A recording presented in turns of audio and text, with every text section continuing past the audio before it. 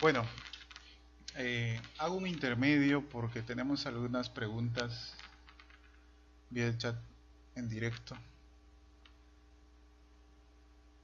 Muy bien, por ejemplo, el amigo Leonardo Martínez Achamizo nos pregunta, ¿qué tipo de acero se trabaja para ingresar las propiedades del acero? Bueno, supongo que esa pregunta eh, viene de lo que habíamos mencionado en la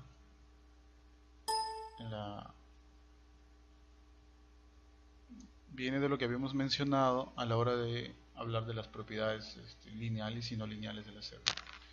Bueno, estimado Leonardo, te comento que las propiedades del acero que tú debes ingresar en el programa son las propiedades del acero que usarás en un diseño. Es usual que en el diseño de estructuras de acero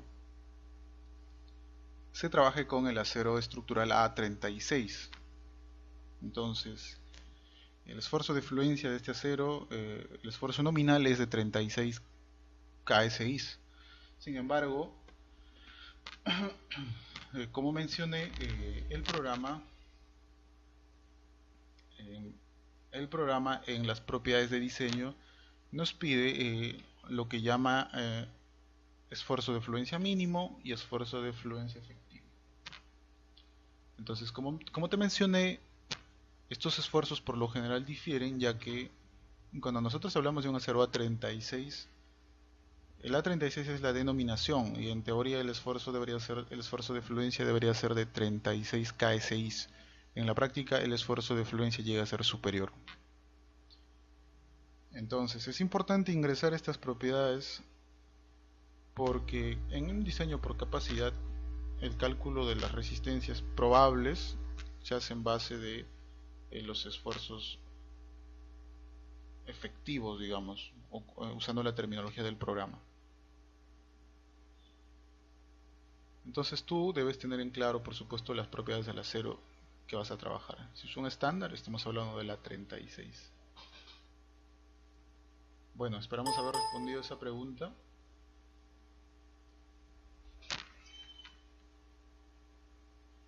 El amigo Nioyuri nos pregunta cuál es la diferencia entre los tipos de losas. Bueno, pues, aunque eso todavía no lo hemos visto del todo, el programa nos permite usar dos tipos de dos opciones para definir losas. El slab section nos permite definir losas y en losas nosotros podemos definir estas losas como mediante el uso de 4 elementos diferentes. Por tanto, el comportamiento también será diferente. Por ejemplo, los elementos shell thin son eh, eh, elementos finitos que usan una formulación de placa delgada. ¿Okay? Entonces, si nosotros queremos modelar losas delgadas, que es en la mayor parte de las aplicaciones de la ingeniería civil, las losas son delgadas. Y cuando hablamos de losas delgadas, hablamos de espesor en proporción con las dimensiones en planta de la losa. Entonces, las losas gruesas son casos muy raros, pero podrían darse. Tenemos la posibilidad de usar la formulación de placas gruesas, el shell thick. Y finalmente la otra posibilidad es usar membranas. Las membranas esencialmente no modelan losas, a diferencia de los shell thick y shell thick. El uso de membranas para las losas se hace con el objetivo de transmitir cargas verticales a los elementos resistentes. Voy a hacer un dibujo para explicar esto.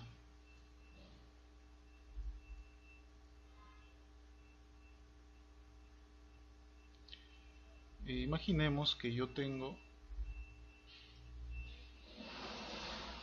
unas vigas y columnas, ¿ok? Un pórtico.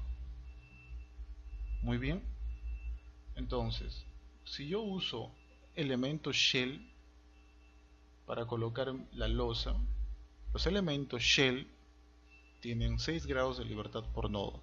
Por tanto, van a interactuar con los elementos frame y van a absorber parte de las cargas que se les aplican.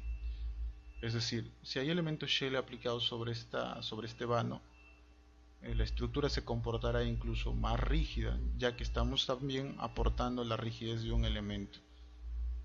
Esta es en la generalidad de los casos la mejor manera o la manera más realista eh, de modelar una estructura, aunque esto, claro está, va a depender de lo que se esté haciendo. Em, Sin embargo, el diseño de pórticos, en la generalidad, el diseño de sistemas estructurales, sistemas resistentes a cargas laterales, por lo general obvia el aporte de las losas en la rigidez y casi siempre su aporte a la resistencia sísmica es pequeño. Por tanto, en el diseño de sistemas estructurales, nosotros no consideramos el aporte de rigidez que dan las losas. Para esto usamos membranas, ya que las membranas no aportan rigidez de ninguna manera. Lo único que las membranas hacen es transmitir las cargas que se les aplican a los elementos resistentes. Es decir, transmiten las cargas a las vigas.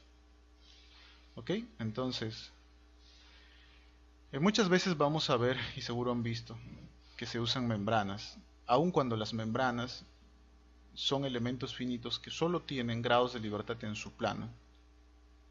Vamos a ver. Las membranas son elementos finitos, en general cuadriláteros, pero podrían ser triangulares también, que solo tienen grados de libertad en su plano, es decir, de este tipo. Y una rotación perpendicular al plano. ¿Ok? Es decir, los elementos membrana solo responden a acciones contenidas en su plano. En el programa, cuando uno usa este tipo de elementos como elementos horizontales,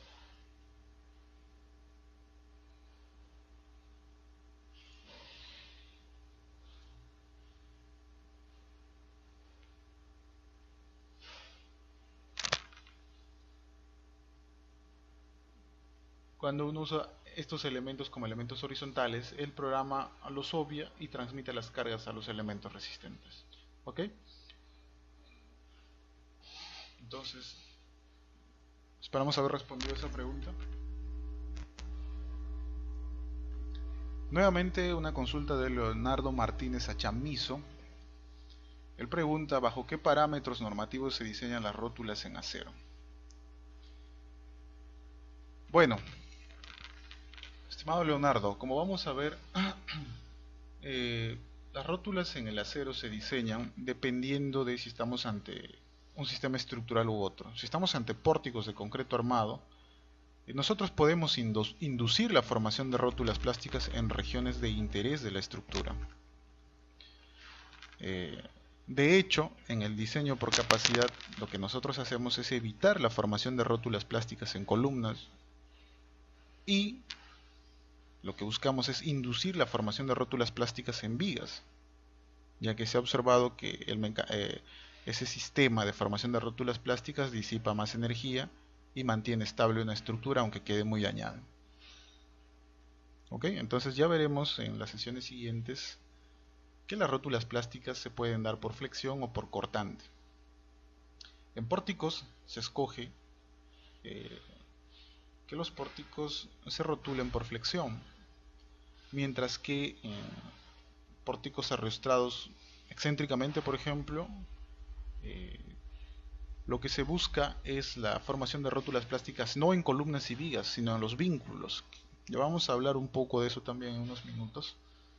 Entonces, como verás, esto lo que deja claro es que distintos sistemas estructurales se diseñan con distintos criterios. Y la formación de rótulas plásticas se pueden inducir efectivamente. Y se inducen para provocar los modos de falla menos dañinos. Entonces ya veremos con más detalle esto, pero bueno, esperamos que esta respuesta pueda satisfacer tus dudas. Vamos con la siguiente pregunta. Casim pregunta, ¿cómo podemos saber la ubicación de una rótula? Bueno, estimado Casim, definitivamente nosotros no podemos saber de antemano dónde se va a formar una rótula plástica. Lo que sí sabemos son lugares de potencial formación de rótulas plásticas. De hecho, un análisis no lineal, un análisis estático no lineal o un análisis dinámico no lineal se hace, uno de los objetivos es evaluar los posibles lugares o evaluar los lugares donde la formación de rótulas plásticas se dará. Entonces no sabemos exactamente antes de un análisis dónde se formarán las rótulas plásticas, pero sí sabemos los lugares potenciales donde se formarán. En pórticos de acero, por ejemplo, son los extremos de las vigas los posibles lugares de formación de rótulas plásticas. También el centro de la viga podría ser un lugar potencial de formación de rótulas plásticas. Si hemos inducido la formación de rótulas plásticas en algunos lugares específicos de la estructura, como en el caso de vínculos, o en el caso de arreostres, en el caso de estructuras arreostradas concéntricamente, entonces, en esos casos no sabemos exactamente dónde se generará, pero se espera que la formación de rótulas plásticas se dé en los lugares en los que uno quiere que ocurran estos fenómenos. ¿Ok? Muy bien. El amigo Hugo Casim también pregunta si se permiten hacer conexiones de momento. Bueno, sí, efectivamente Hugo Casim, como mostramos en las opciones de diseño, nosotros podemos elegir, por ejemplo, si tenemos una conexión viga a viga, podemos elegir si vamos a hacer una conexión de momento o una conexión de cortante. Y lo mismo para una conexión viga columna. Entonces, creo que queda respondida la pregunta si el programa es capaz de diferenciar.